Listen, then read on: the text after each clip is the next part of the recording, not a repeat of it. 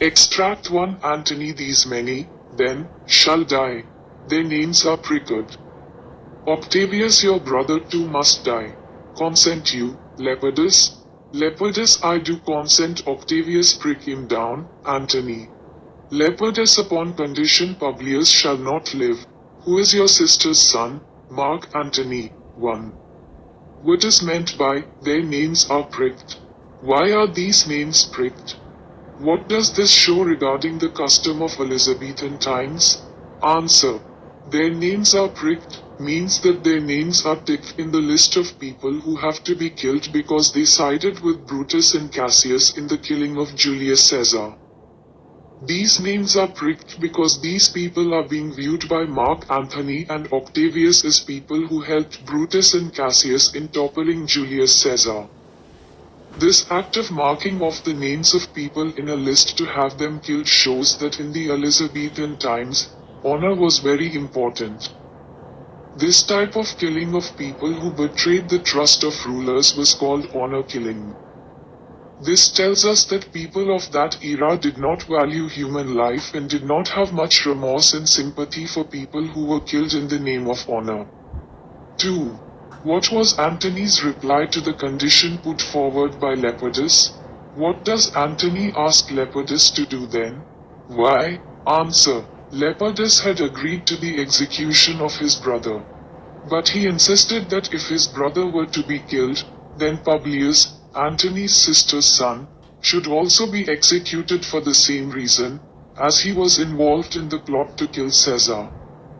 Antony then sends Lepidus to retrieve Caesar's will so that he and Octavius can modify it to obtain more funds. Antony does this to sideline Lepidus from decision-making and to manipulate the resources for their advantage. 3. What opinion does Antony hold of Lepidus? What does he propose to do with him after making use of him?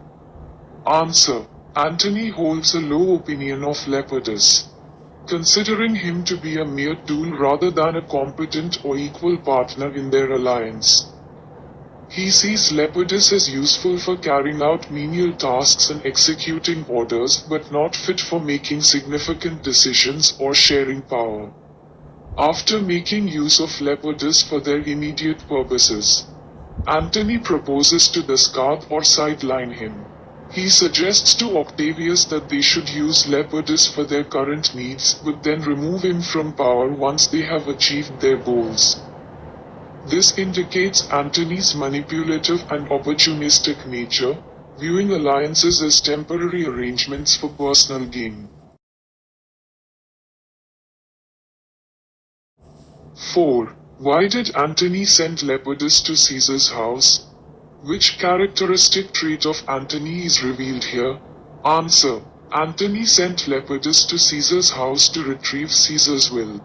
By doing so, Antony aimed to manipulate the contents of the will to benefit himself and Octavius, possibly by altering legacies or redirecting resources to support their political and military ambitions. This action reveals Antony's characteristic traits of cunning and manipulation. He strategically uses Lepidus for his own agenda, exploiting his trust and loyalty to further Antony's goals.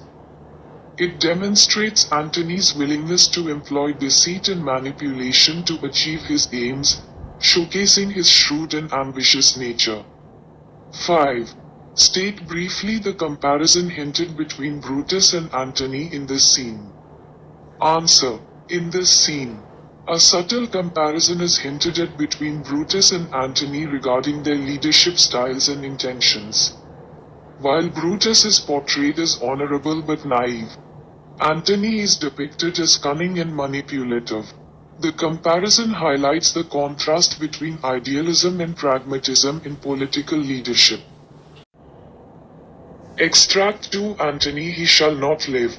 Look, with a spot I damn him. But, Lepidus, go you to Caesar's house, fetch the will hither, and we shall determine how to cut off some charge in legacies. Lepidus, what, shall I find you here? Octavius, or here or at the capital? 1. Where are the 3 persons? What have they formed? Who shall not live? Answer. The three persons are in the house of Mark Antony. They have a triumvirate to take control of Rome after the death of Caesar. Antony, on the suggestion of Lepidus, agreed that his sister's son Publius shall not live. 2.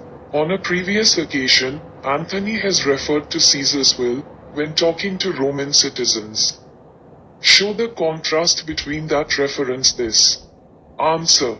The previous occasion when Mark Antony talked about Caesar's will was when he was allowed to address Romans by Brutus on the occasion of the death of Julius Caesar.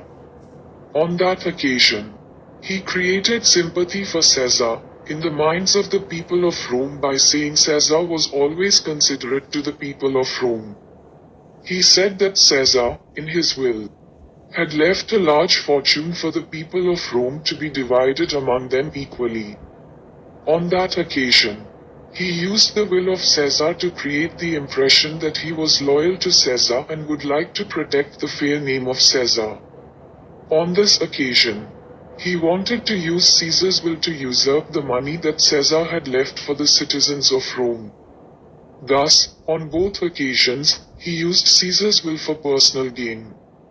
3. Explain the meaning of determine and charge. What trait of Antony's character is shown in lines 3 and 4? Answer. The word determine here means that Antony would decide how the money in Caesar's will would be utilized. The word charge here means that Antony would decide how to change the use of the money left in Caesar's will. In lines 3 and 4 we see the crafty and devious character of Antony. 4. What does Octavius say in defense of Lepidus to Antony? Answer. In defense of Lepidus, Octavius acknowledges his loyalty and reliability. He reminds Antony that Lepidus is a trusted ally who has proven himself in the past and should not be underestimated or dismissed too easily. 5. State the three things that Antony says about Lepidus after his departure. What does it show about Antony's character? Answer. After Lepidus leaves, Antony makes three comments about him. 1.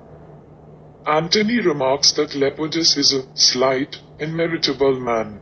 2. He describes Lepidus as of no estimation in what he professes. 3. Antony suggests that Lepidus is merely a property or instrument for them to use. These statements show Antony's cynical and manipulative nature.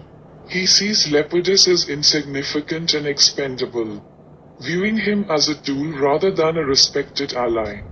Antony's comments reveal his willingness to use people for his own gain and his lack of genuine regard for those he considers beneath him in terms of power and influence.